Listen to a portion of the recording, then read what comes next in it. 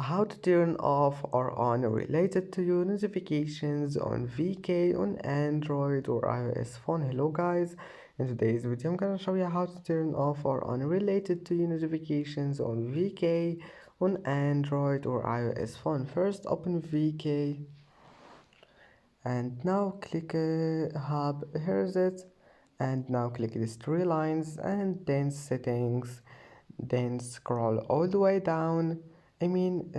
Just go to the first one, and if you can't find it here, just scroll down until you find it, and then scroll down again, click related to you, and here you can turn it off or on. It's easy, and go back, it will be saved.